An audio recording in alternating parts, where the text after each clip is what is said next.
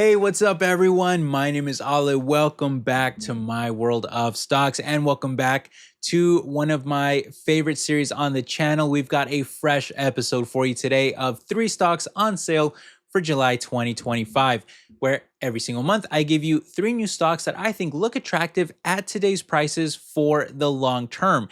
And to make things a little more interesting, I specifically choose one lower risk, one medium risk, and one higher risk option to give you some added variety too.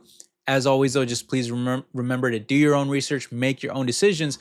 But if you appreciate me hunting down some stocks for you every month, then please consider hitting that like button, subscribing down below. So those 2 things really help keep my channel alive. And that means a lot to me. So thank you for that support, my friends. But hey, with that said, we've got some really cool stocks that I can't wait to share with you today. So let's go ahead and just jump straight into it. Now, starting with stock number 1, what I feel is the lowest risk of the bunch. I'm actually going with a stock that I do not currently own yet. And I hesitate to say that because I'm like wanting to just put a buy order in my phone right now. By the next time we talk about this stock, I'm probably going to end up owning it. We'll see. But I'm very, very tempted to just put in a buy order for this stock because I think it's looking pretty attractive here at the moment. Now, I'm talking about Duke Energy, ticker symbol DUK, which is a stock that I first started researching for the future of nuclear energy. And the more that I dug into it, the more I felt that, look, this is probably the safest option among nuclear stocks, or at least one of them, Look, when we look at nuclear stocks, they tend to be highly valued based on what they can potentially do in the future. Some of them aren't even in full operations yet. But when you look at Duke, I just think that you get a great valuation, a solid dividend, and a business that is already very well established, but that still has future growth potential with nuclear.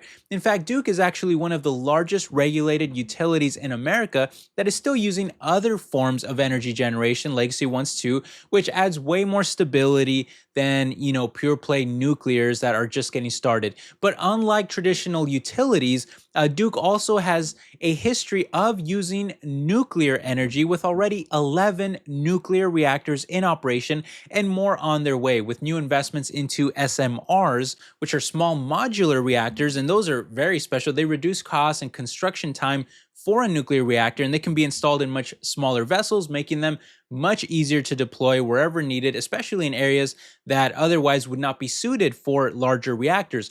All of this bodes very well, though, for Duke's future, but because, again, this is that kind of legacy energy player in other ways, the company doesn't typically experience huge growth. And that's not to say that sales and profits won't be breaking new record highs in the coming years, but it's just typically going to be at a low growth rate of like a single digit rate. But hey, that's fine for me because the trade-off is that you get a reliable business with what is actually a great valuation too. Because despite a recent run-up on all the nuclear hype, the stock is still only up less than 50% in the past 5 years, with a PE ratio that is about the same as the sector, despite them being one of the biggest players. And the dividend is also very attractive at over a 3.5% yield with 2 decades of consecutive growth.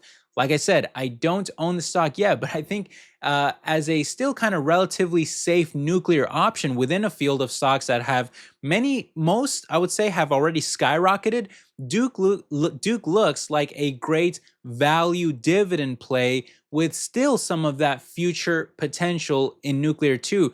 And so I'm very tempted to buy it. I just think it's an all-around good package here. That's stock number 1, though.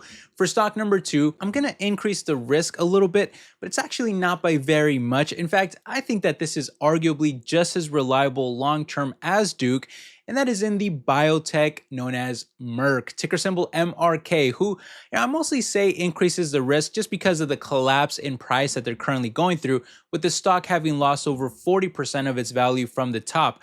But guys, Merck has always been one of the most reliable and strong performing pharmaceutical stocks in the market. Most investors always really wanted to buy into it, but they always argued that the price was just too high because it was always consistently climbing. And trust me, I know this because I have a stocks YouTube channel, so I see all the comments that people leave about these various stocks, and people would always talk about Merck and just how they wish that it was not climbing as much and they would have bought in. But now you're talking about a huge, unprecedented crash here for a world leader. And the main reason why it's fallen is, I would say, really primarily because of patent expirations. In fact, Merck alone actually owns what is literally the best-selling drug in the world in Keytruda, which is facing expiration around 2028, and it's just a few years from now. But here's the thing. We always see this type of cyclicality among pharma stocks. The key is to notice the drops, take advantage of them, and then wait for new products to come down the pipeline to help the growth recover and the stock price right along with it longer term. Well, Merck is no different. In fact, they're already developing a subcutaneous version of Keytruda that could extend its patent life well into the 2030s. They also received regulatory approval for a new pulmonary arterial hypertension drug last year. They signed an agreement to develop a weight loss medicine with China-based Hansoh Pharma. They signed new deals in Japan for key cancer treatments. They have tons of cash allowing them to sign new licensing agreements with smaller drug makers, and they spend some of the largest amounts of money among peers on research and development, with 2023 actually being the largest of any biotech in the world, which is also fueling their growing pipeline that already has many dozens of programs working their way through trials. And they still have many other products and segments that are incredibly strong too, like in infectious disease, V shots, and even animal health, which is expected to more than double in size over the next decade. All of which is why both their revenue and EPS growth rates are expected to recover in the coming years while breaking new record highs. So you add all of that up and you're left with an incredibly strong company that is only falling right now because of current struggles, but that is leaving the valuation dirt cheap with a forward PE that is around 60% lower than both their 5-year average and the sector median, and with a mouth-watering dividend above 4% that also carries some fantastic growth metrics like a low payout ratio and a double-digit growth history. I think Merck is a steal here for the long term because of it, so I've been adding more of the stock while I can. All right, with that said, I got one more stock for you today. This one is easily the highest risk of the bunch, so you've been warned. This month, I'm going with the AI data management specialist C3.ai, who I consider to be like the little brother of Palantir. And look, the thing about C3 is that all eyes have really been on Palantir this past couple years, right? They've been getting all the headlines, all the attention. That's why their stock has soared by nearly 1,500% in just the past 5 years alone, which I'm extremely happy about, by the way, because I'm a big investor in Palantir. It's one of my largest holdings, and I plan on holding them very long term. But why has Palantir soared? Well, it's because regardless of the economic environment, when times are good and when times are bad, and we've seen plenty of those swings in recent years, Palantir has shown the ability to help other companies run more efficiently and improve their businesses by giant amounts, something that is extremely valuable to these other companies, especially in such a hyper competitive environment where everyone has really been just trying to gain a competitive edge anywhere they can, especially with the rise of artificial intelligence. So if Palantir can provide that for you, companies, of course, are going to be willing to pay a lot of money for that. And not just companies, by the way, but even the government entities who continue to award a company like Palantir giant contracts worth millions and even billions of dollars each. Well, my argument about C3 is, why can't there be a little tiny like baby brother version of that? Why can't someone else compete in that space and offer a similar service? Obviously won't be as strong or effective as Palantir, but if you offer it for a cheaper price, why can't they also take some market share? You know, C3 often reminds me of what I first saw in AMD. Everyone clowned on AMD. Everyone hated it. They thought that Intel and Nvidia will always be the only strong options in the market. And so AMD stock traded for just a couple dollars because nobody saw the potential of them being an alternative option for a cheaper price, and thus, you know, being able to steal some market share from the other big dogs like Intel.